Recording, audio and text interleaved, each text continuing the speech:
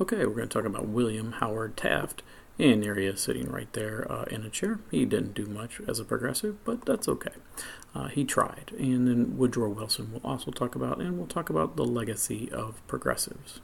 Okay? All right. So, whoops. Sorry about that. Taft becomes president. He was endorsed by Theodore Roosevelt, the Republican candidate. William Howard Taft easily defeated the Democratic candidate, who was William Jennings Bryan, in the election of 1908. He ran several times, and we've talked about him several times. Taft was a skillful administrator and a judge. He had a slow approach to problem solving that led to conflicts oftentimes with progressives.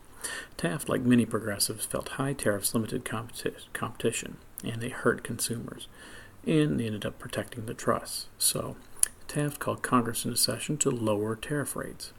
The Speaker of the House at the time was Joseph G. Cannon, and had the power to push bills through without discussion.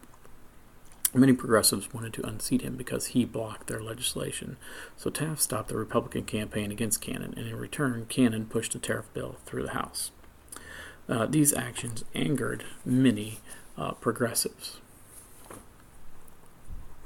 With the approval of the Payne-Aldrich tariff, which raised some tariffs instead of lowering them, Taft had further alienated progressives. As I said, he didn't do a lot.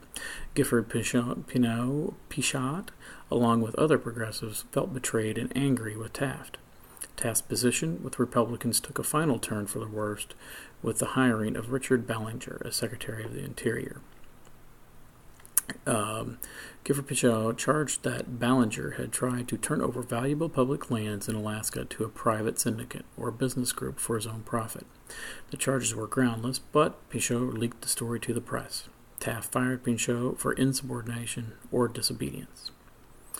The progressives, feeling that Taft had sold the square deal down the river, resulted in a 1910 Democratic victory, with Democrats taking the majority in the House and Democrats and progressive Republicans gaining control of the Senate from the conservatives.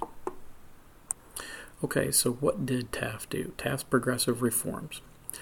Taft brought twice as many antitrust cases as Roosevelt and established a Children's Bureau to fight child labor.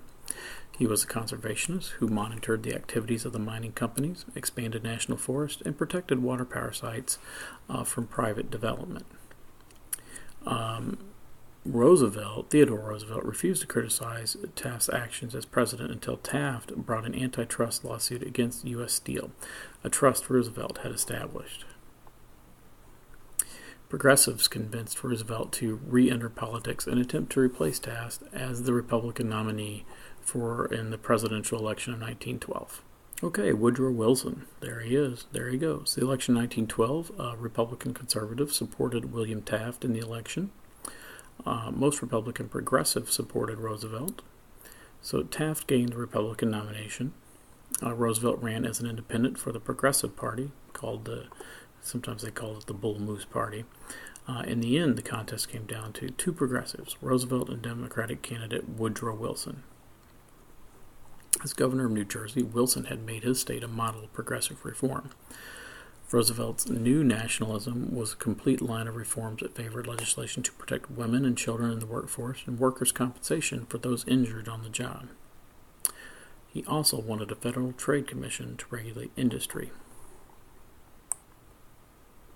Wilson's plan, the New Freedom, supported free enterprise and criticized Roosevelt for a program that Wilson felt supported monopolies. Roosevelt and Taft split the Republican vote, giving Wilson the Electoral College win. It was the first time since 1892 that a Democrat had been a president of the United States. Okay, during Wilson's 8 years as president, he issued reforms that affected tariffs, the banking system, trusts, and workers' rights. In 1913, the Underwood Tariff reduced the average tariff on imported goods to about half of what it had been in the 1890s. An important part of the Underwood Tariff was the provision for levying an income tax, or a direct tax on the earnings of individuals and corporations. There had not been a central bank since the 1830s, and when the economic depressions had caused small banks to close, wiping out customers' savings. Wilson supported a Federal Reserve System where the banks would have to keep some of their deposits in a reserve to protect customers' money. In 1914, Wilson asked Congress to create the Federal Trade Commission, or the FTC, to monitor American businesses.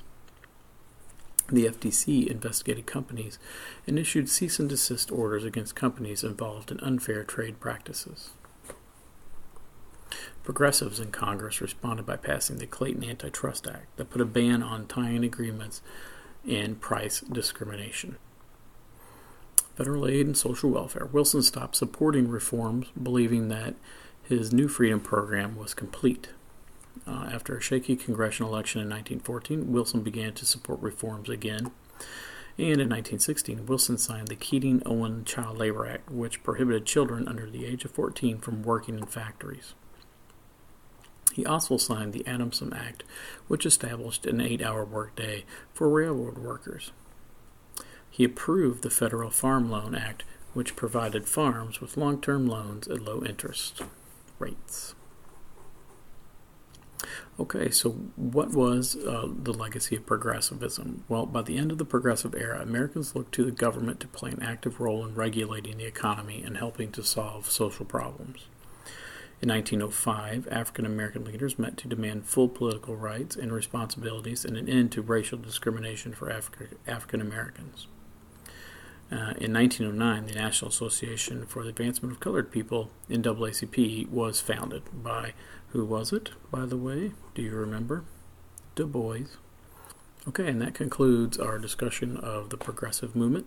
You will need to have this done with your quiz, I would say probably by Wednesday, I would say, have it done. Actually, let's have it done by Tuesday. I changed my mind, okay, with the quiz, because then we can focus on studying for the common assessment, which will be in about a week. Okay, thank you, and have a good evening.